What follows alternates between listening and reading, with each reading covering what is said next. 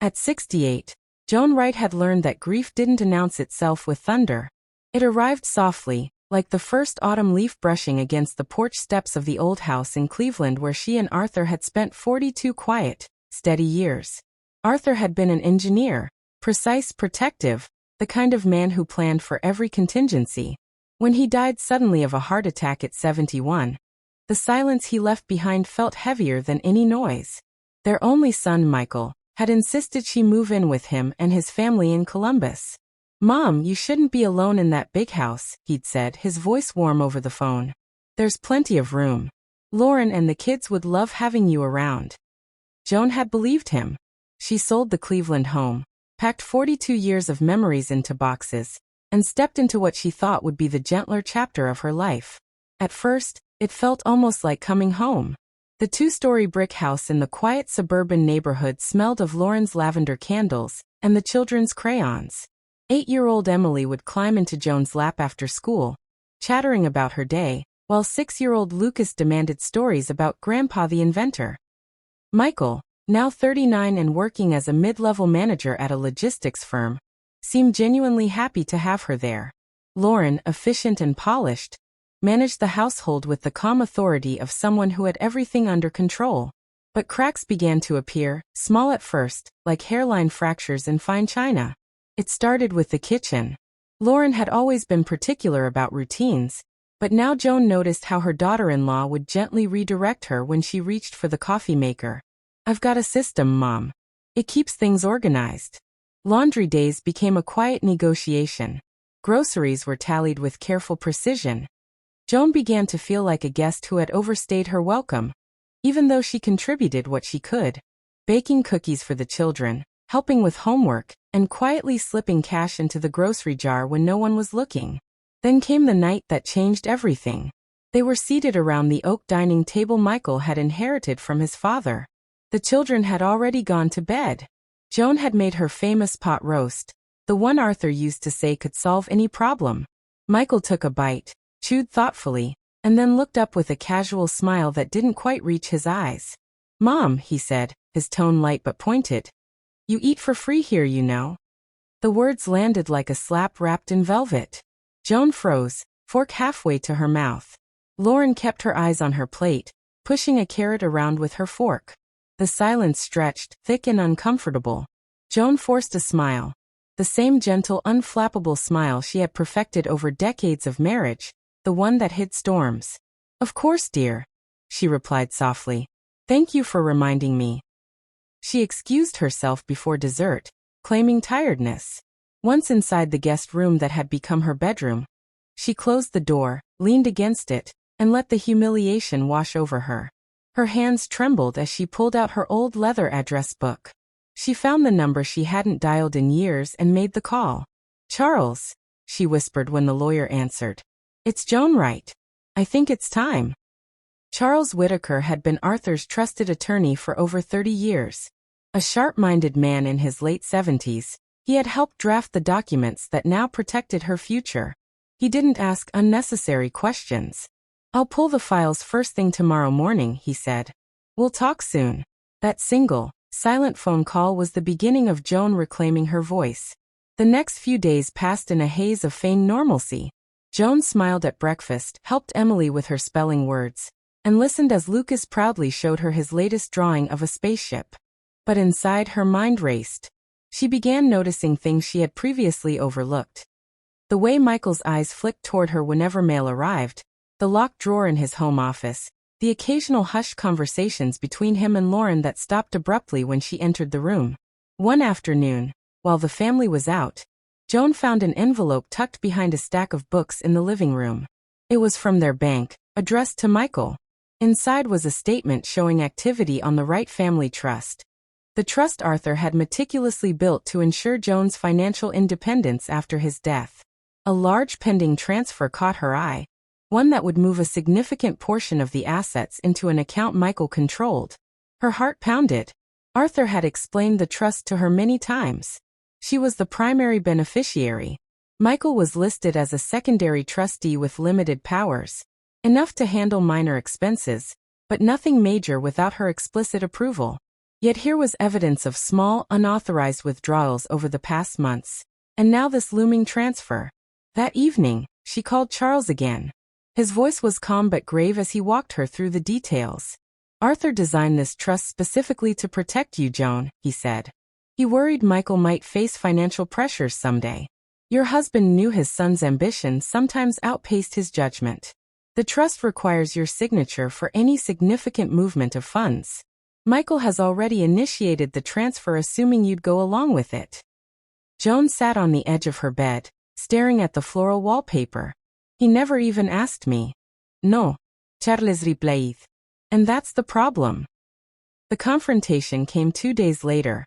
Michael placed the authorization papers on the dining table after dinner, sliding them toward her with what he clearly thought was a reassuring smile.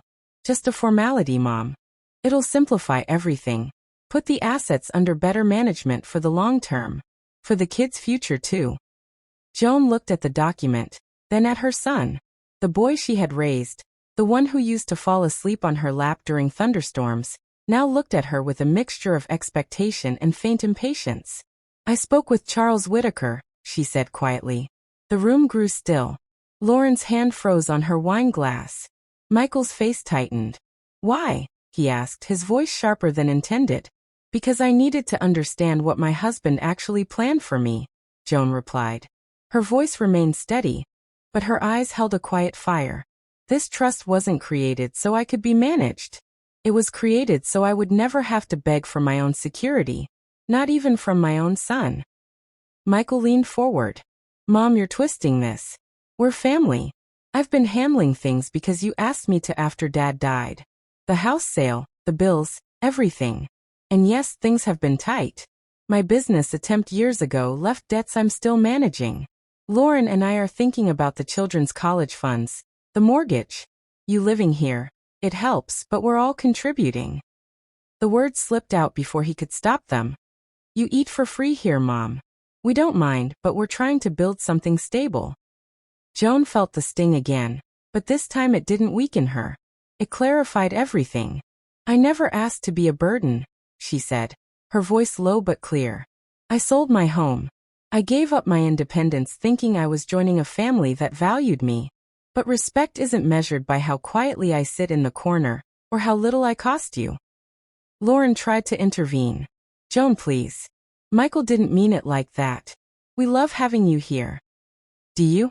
Joan asked, turning to her daughter-in-law. Or do you love the idea of controlling the resources your father-in-law worked a lifetime to protect?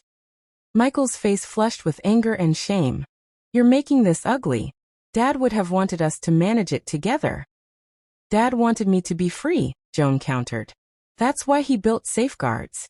He knew life can make even good people desperate. I won't sign those papers, Michael.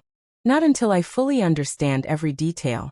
And not while I feel like a guest who's overstayed her invitation. The argument escalated. Voices rising until Emily appeared at the top of the stairs, rubbing her eyes. Why is everyone yelling? The fight died instantly. Michael sent the children back to bed, but the damage was done. That night, the house felt colder than ever. 2 days later, Michael knocked softly on Joan's door after the children were asleep. He looked exhausted, shadows under his eyes. For the first time in months, he didn't look like the capable son managing everything.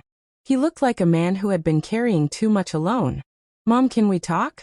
Joan let him in. They sat on opposite ends of the small couch. I'm sorry, he said, rubbing his hands together. About what I said at dinner. It came out wrong. Things have been hard. After my startup failed, I borrowed money. A lot of it. The interest is killing us.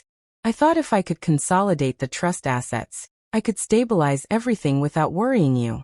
I was trying to protect the family. By hiding it from me? Joan asked gently. He looked down. I was embarrassed. You and Dad always bailed me out when I was younger. I wanted to prove I could handle it this time. Having you here. It reminded me every day that I still wasn't enough. The eat for free comment, it was stupid. I was frustrated and I took it out on you. Joan reached over and took her son's hand. For a moment, she saw the little boy who used to bring her dandelions from the yard. Michael, love isn't about proving you're enough. It's about honesty. Your father left that trust not because he didn't trust you, but because he loved us both enough to plan for our weaknesses. I won't let fear or pressure make me give up my dignity, not even for family." They talked late into the night.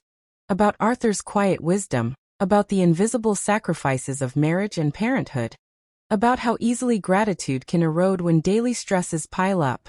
Michael admitted the unauthorized withdrawals had been small attempts to cover bills.